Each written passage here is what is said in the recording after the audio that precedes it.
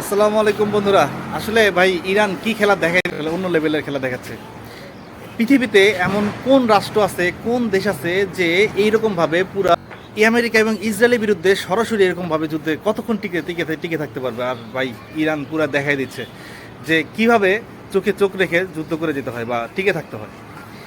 আসলে দেখেন, পৃথিবীতে এত মুসলিম কান্ট্রি আছে, এই যে সব মানে পাঁচাটা গোলাম, সব মানে আপনার সৌদি আরব, কাতার, এরা নামে মুসলিম কিন্তু সব পাঁচাটা গোলাম পশ্চিমাদের। আর এদেরকে একদম পুরা মনে করেন যে আপনার ধূলিসাৎ করে দিতেছে। আপনি একটা জিনিস চিন্তা করেন, একটা আহত একটা সিংহ সে কতটুকু ভয়ঙ্কর ভয়ঙ্কর হতে পারে। সে জানে যে সে মারা যাবে, সে আর বেশি দিন মানে সে আর এদের সাথে টিকে থাকতে পারবে না, বাঁচতে পারবে না।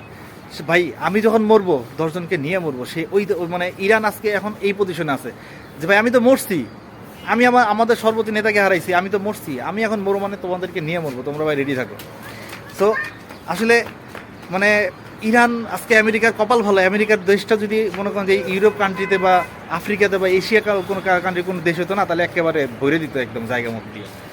আসলে এখন এটা আমাদের আসলে দেখার ছাড়া কোনো কায়দা নেই। এক উপরওয়ালাই ভালো জানে আসলে কি লিখে রাখছে আর কি হবে, কোন দিকে কি কত কি যেতে পারবো না পাবো। দেখা যাক, সেটা পরবর্তী দেখা যাবে। যদি কোনো দিন সময় হয় ভাই, সুযোগ পাই মানে আপনার এই আমেরিকা ইসরায়েলকে দেওয়ার জন্য, তাহলে একেবারে জায়গা মতো দিয়ে ভরে দেবো বাস।